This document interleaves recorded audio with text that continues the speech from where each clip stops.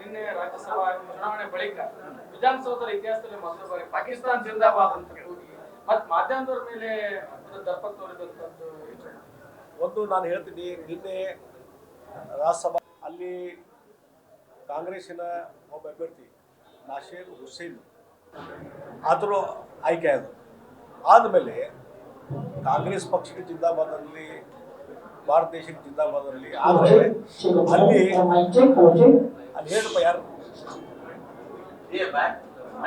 ಅಲ್ಲಿ ವಿಧಾನಸೌಧದಲ್ಲಿ ರಾಜ್ಯದ ಶಕ್ತಿ ಕೇಂದ್ರ ವಿಧಾನಸೌಧದಲ್ಲಿ ಇವತ್ತು ಒಬ್ಬ ರಾಜ್ಯಸಭಾ ಮೆಂಬರ್ ಕಾಂಗ್ರೆಸ್ಸಿನ ಮೆಂಬರು ಇಲೆಕ್ಟ್ ಆದಾಗ ಪಾಕಿಸ್ತಾನ ಪರವಾಗಿ ಜಿಂದಾಬಾದ್ ಅಂತ ಘೋಷಣೆ ಮಾಡಿದ್ರು.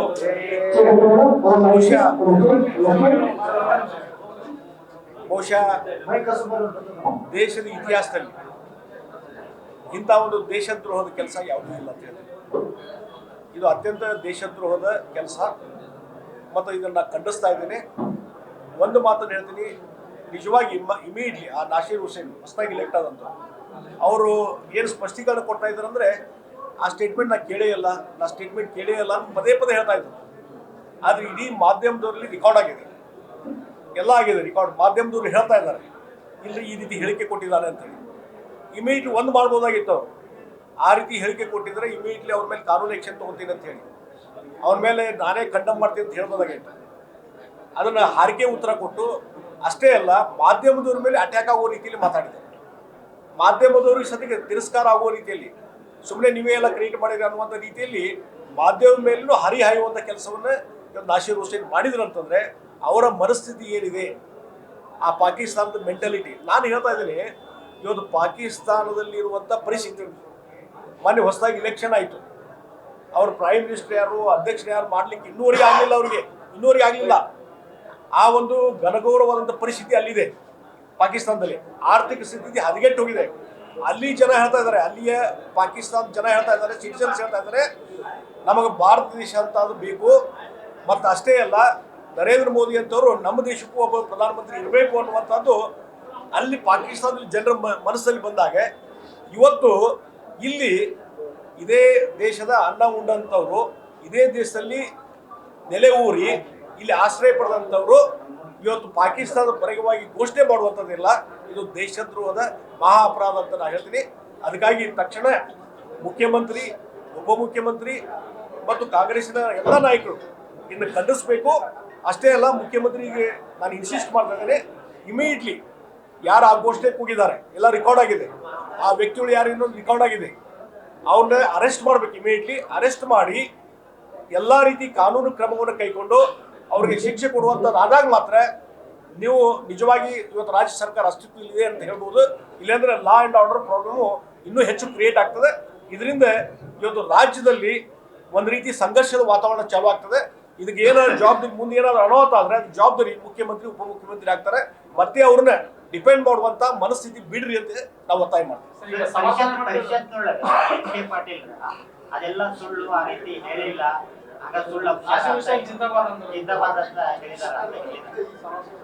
ಅದೆಲ್ಲ ವಿಡಿಯೋ ಇದ್ದಾಗ ಈ ರೀತಿ ಸಮರ್ಥನೆ ಎಷ್ಟು ಅಂದ್ರೆ ಅದಕ್ಕೆ ನಾ ಹೇಳಲ್ಲ, ಈ ಅಲ್ಪಸಂಖ್ಯಾತರ ತುಷ್ಟೀಕರಣ ಒಂದು ಲಿಮಿಟ್ ಇರಬೇಕು.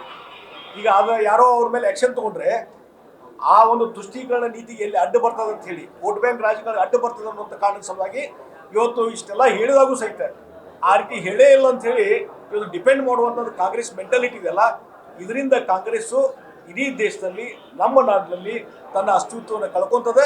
ಈಗಾಗಲೇ ಹಿಮಾಚಲ ಪ್ರದೇಶದಲ್ಲಿ ಏನು 7 ಜನ ಶಾಸಕರು ಕ್ರಾಸ್ ವೋಟಿಂಗ್ ಮಾಡಿ ಕಾಂಗ್ರೆಸ್ ಪರಿಸ್ಥಿತಿ ಏನಾಗಿದೆ ತಿಳಿಸಿದ್ದಾರೆ.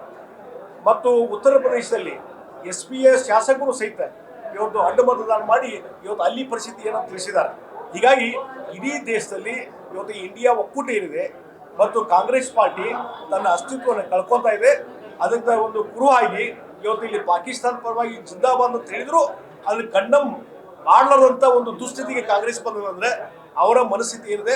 ಹೀಗಾಗಿ ಬಹುಶಃ ಕಾಂಗ್ರೆಸ್ ಬರುವಂಥ ದಿವಸಗಳಲ್ಲಿ ತನ್ನ ಸಂಪೂರ್ಣ ಅಸ್ತಿತ್ವವನ್ನು ಕಳ್ಕೋದಂತ ನಾ ಹೇಳ್ತೀನಿ. ಅಲ್ಲ, ಇಲ್ಲಿ ಬಿಜೆಪಿ ಶಾಸಕರು ಅಡ್ಡ ಮತದಾನ ಮಾಡಿದ್ದಾರೆ ನೋಡಿ. ಒಂದು ನಾ ಹೇಳ್ತೀನಿ, ಕಳೆದ ಹಲವಾರು ತಿಂಗಳಿಂದ ಆ ರೀತಿ ಒಂದು ಮನಸ್ಥಿತಿ ಅವರಲ್ಲಿ ಇತ್ತು.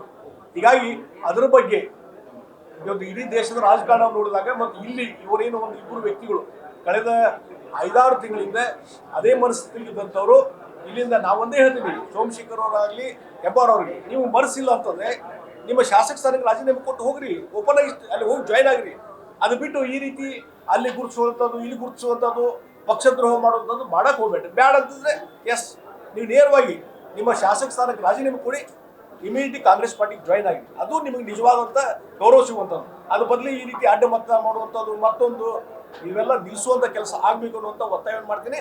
ಮತ್ತು ಅದರ ಬಗ್ಗೆ ಆ ಇಬ್ಬರು ಅಡ್ಡ ಮತದಾರ ಏನು ಮಾಡಿದ್ದಾರೆ ಅದರ ಬಗ್ಗೆ ನಮ್ಮ ರಾಷ್ಟ್ರದ ವರಿಷ್ಠರು ಬಿಜೆಪಿ ಪ್ರಮುಖರು ಅದ್ರ ಬಗ್ಗೆ ಕಾನೂನು ರೀತಿ ಏನೊಂದು ಕ್ರಮ ಕೈಗೊಳ್ಬೇಕು ಆ ಕ್ರಮವನ್ನು ಕೈಗೊಳ್ಬೇಕು. ವಿಪ್ ಜಾರಿ ಆದ್ರೂ ಅಡ್ಡ ಮತದಾನ ಆಗಿದೆ. ಯಾರು ವಿಪ್ ಜಾರಿ ಆಗಿದೆ ಸರ್, ಅದು ಅಡ್ಡ ಮತದಾನ. ಅದಕ್ಕೆ ಅದ್ರ ಬಗ್ಗೆ ನೋಡಿ ಡಿಸ್ಕ್ವಾಲಿಫೈನ್ ಎದುರಿಸಬೇಕಾಗ್ತದೆ. ದೈವ ವಿಷಯ ಅದು ಗುರುತಾಗಿದೆ. ಆ ಹಿನ್ನೆಲೆಯಲ್ಲಿ ನಾನು ಒಂದು ಹೇಳ್ತೀನಿ, ನಿಮಗೆ ಅಲ್ಲೇ ಓಟ್ ಹಾಕೋದ ಮನಸ್ಸಿದ್ರೆ ಫಸ್ಟ್ ರಾಜೀನಾಮೆ ಕೊಟ್ಟು ಬಿಡಬೇಕಾಗಿತ್ತು. ಅದು ನಿನ್ನೆ ಸಂಜೆ ಮುಂದೆ ರಾಜೀನಾಮೆ ಕೊಡಬೇಕಾಗಿತ್ತು. ನಿಮ್ಮ ಮನಸ್ಸಿಲ್ಲ ಅಂತಂದ್ರೆ, ಬಿಜೆಪಿ ಜೊತೆ ಇರುವಂಥ ಮನಸ್ಸಿಲ್ಲ ಅಂದ್ರೆ ಇಮಿಡಿಯೇಟ್ ರಾಜೀನಾಮೆ ಕೊಡಬೇಕಾಗಿತ್ತು. ಕೊಡ್ಲಾಗುತ್ತಾ ಇರಲಿಲ್ಲ. ಈ ಕಡೆ ಮತ್ತೆ ಅಲ್ಲಿ ಪಕ್ಷದ್ರೋಹ ಮಾಡುವಂಥ ಕೆಲಸ ಇದು ಯಾರೂ ಒಪ್ಪೋದಿಲ್ಲ ಮತ್ತು ಅದ್ರ ಬಗ್ಗೆ ಕಾನೂನು ಕ್ರಮ ಕೈಗೊಳ್ತಾರೆ. ಸರ್, ಇವತ್ತು ಎಷ್ಟು ಜನ ಸೇರ್ಪಡೆ ಇವತ್ತು ಸುಮಾರು 100ಕ್ಕೂ ಹೆಚ್ಚು ಜನ ಇವತ್ತು ಪ್ರಮುಖರು ಭಾರತೀಯ ಜನತಾ ಪಾರ್ಟಿ ಸೇರ್ಪಡೆ ಆಗ್ತಾ ಇದ್ದಾರೆ. ಅದ್ರ ಮುಖಾಂತರ ಇವತ್ತೇನು ಈ ಒಂದು ಧಾರವಾಡ ಲೋಕಸಭಾ ಕ್ಷೇತ್ರ ಮೊದಲಿಂದು ಗಂಡು ಮೆಟ್ಟಿನ ಸ್ಥಳ ಇನ್ನೂ ಗಟ್ಟಿಮುಟ್ಟಿಯಾಗಿ ಈ ಒಂದು ಸ್ಥಳವನ್ನು ಉಳಿಸ್ಕೊಂಡು ಹೋಗುವಂತ ಕೆಲಸ ಮಾಡ್ತಾರೆ. ಈ ಕಂದಕ ಏನಿತ್ತಲ್ಲ, ನಿಮ್ಮ ಬೆಂಬಲಿಗರು ಬಿಜೆಪಿ ಮೂಲ ಬಣಗಳು ಬಣಗಳೇನು ಸೃಷ್ಟಿಯಾಗಿತ್ತಲ್ಲ, ಆ ಕಂದಕ್ಕೆ ಎಲ್ಲ ನಿವಾರಣೆ ಆಗ್ತೈತೆ ಅಂತ ಅನಿಸ್ತು. ನೋಡಿ, ಇದು ರಾಜಕಾರಣದಲ್ಲಿ ಒಂದು ರಾಜಕಾರಣದ ವ್ಯವಸ್ಥೆಯಲ್ಲಿ ಇದು ಇರುವಂಥದ್ದು. ಇವತ್ತೇನೋ ಕಂದಕ ನಿರ್ಮಾಣ ಆಗಿತ್ತು, ಎಲ್ಲ ಕುಂತು ಮಾತುಕತೆ ಮಾಡಿ ಎಲ್ಲವನ್ನು ಸರಿ ಮಾಡುವಂಥ ಕೆಲಸ ಮಾಡಿದ್ದೀವಿ. ಇವತ್ತು ಎಲ್ಲರೂ ಕೂಡಿ ಇವರೆಲ್ಲ ಅವರು ಈಗ ಬರುವಂಥವ್ರು ಸದ್ಯಕ್ಕೆ ಮೊದಲೆಲ್ಲ ಬಿಜೆಪಿ ಕೆಲಸ ಮಾಡಿದಂಥವ್ರೆ, ಸಂಘಟನೆಯಲ್ಲಿ ಕೆಲಸ ಮಾಡಿದಂಥವ್ರೆ, ಎಲ್ಲರೂ ಕೂಡ್ಕೊಂಡು ಒಗ್ಗಟ್ಟಿನಿಂದ ಇದು ಕೆಲವು ದಿವಸ ಮಾತ್ರ ಇರ್ತದೆ, ಒಗ್ಗಟ್ಟಿನ ಕೆಲಸ ಮಾಡ್ಕೊಂಡು ನೀವೇ ಸ್ವಾಗತ ಮಾಡ್ಕೊಳ್ಳೋ ಪರಿಸ್ಥಿತಿ ಬಂತಲ್ಲ. ಇದು ರಾಜಕೀಯ ವ್ಯವಸ್ಥೆಯಲ್ಲಿ ಸ್ವಲ್ಪ ಹೆಚ್ಚು ಕಡಿಮೆ ಆಗಿರ್ತದೆ, ಮತ್ತೆ ಮಾಡಲೇಬೇಕಲ್ಲ. ಅಲ್ಲ, ಪ್ರಹ್ಲಾದ್ ಜೋಶಿ ಇರ್ಬೇಕಾಗಿತ್ತು ಸರ್. ಅವ್ರು ಮತ್ತೆ ಹೇಳಿದ್ರು ಏನಾಗಿದೆ, ಚಿಕ್ಕೋಡಿಯಲ್ಲಿ ಒಂದು ಕಾರ್ಯಕ್ರಮ ಇದೆ ಮತ್ತು ಮಹೇಶ್ ತೆಂಗಿನಕಾಯಿ ಅರವಿಂದ್ ಬೆಲ್ಲದು ಬರಬೇಕಾಗಿತ್ತು. ಅವರು ನಾವು ನೀನು ಫೋನ್ ಮಾಡಿದ್ರು. ವಿಧಾನಸಭೆ ಅಧಿವೇಶನ ಮತ್ತೊಂದು ದಿವಸ ಮುಂದೆ ಹೋಗಿದೆ, ಅದಕ್ಕಾಗಿ ಇವತ್ತು ಮತ್ತೆ ಮುಂದೂಡುವಂಥದ್ದು ಬೇಡ, ಎಲ್ಲರೂ ಇದ್ದಾಗ ಮಾಡ್ಬೇಕಂದ್ರೆ ಮತ್ತೆ ಡೇಟ್ ಹೊಂದಾಣಿಕೆ ಆಗಬೇಕು. ಅದಕ್ಕಾಗಿ ಇವತ್ತು ನೀವು ಇದ್ದಂಥವ್ರು ಎಲ್ಲರೂ ಕೂಡ ಜಿಲ್ಲಾಧ್ಯಕ್ಷ ಇದ್ದಾರೆ ಮತ್ತು 3 ಶಾಸಕರು ಇದ್ದಾರೆ, ಪ್ರದೀಪ್ ಶೆಟ್ಟಿ ಇದ್ದಾರೆ, ಶಂಕರ್ ಪಾಟೀಲ್ ಮುನಿನ್ಕೋ ಬರ್ತಾರೆ, ಯಾರು ಇದ್ದವ್ರು ಎಲ್ಲರೂ ಕೂತ್ಕೊಂಡು ಇವತ್ತು ಈ ಕಾರ್ಯಕ್ರಮ ಮುಗಿಸ್ರಿ, ಮತ್ತೊಂದು ದಿವಸ ಎಲ್ಲರೂ ನಾಳೆ ಮತ್ತೊಬ್ಬರು ಕಲಿಬೇಕು, ಆಮೇಲೆ ನಾಳೆ ಒಂದು ದಿವಸ ಮುಂದೆ ಹೋದ್ಕೊಂಡು ಮತ್ತೆ ಸುದ್ದಿ ಯಾಕೆ ಒಂದು ದಿವಸ ಹೋಯ್ತು ಅಂತ. ಇನ್ಮೇಲಾದ್ರೂ ಬಿಜೆಪಿ ಕಾರ್ಯಕ್ರಮದೊಳಗ ಶೆಟ್ಟರ್ ಮತ್ತು ಜೋಶಿ ಅವರು ಒಂದೇ ವೇದಿಕೆಯೊಳಗೆ ನೋಡ್ಬೋದಾ? 100%.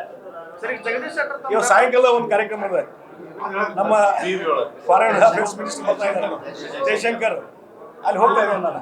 ಸರ್, ಈ ಜಗದೀಶ್ ಶೆಟ್ಟರ್ ತಮ್ಮ ಬೆಂಬಲಿಗರೊಟ್ಟಿಗೆ ಪೂರ್ವ ಬೆಂಬಲಿಗರೊಂದಿಗೆ ಇವತ್ತು ಬೆಂಬಲವನ್ನು ಪಡ್ತಾ ಇದ್ದಾರೆ. ಇದರಿಂದ ಬಿಜೆಪಿಗೆ ಲಾಭ, ಜಗದೀಶ್ ಶೆಟ್ಟರ್ ಲಾಭ? ನೋಡ್ರಿ, ಇದರಿಂದ ಪಾರ್ಟಿಗೆ ಲಾಭ. ಯಾವಾಗಲೂ ಪಕ್ಷಕ್ಕೆ ಯಾರು ಸೇರ್ಪಡೆ ಆಗ್ತಾರಲ್ಲ ಅದರಿಂದ ಪ್ರತಿ ಹಂತದಲ್ಲಿ ಪಕ್ಷಕ್ಕೆ ಲಾಭ ಆಗ್ತದೆ.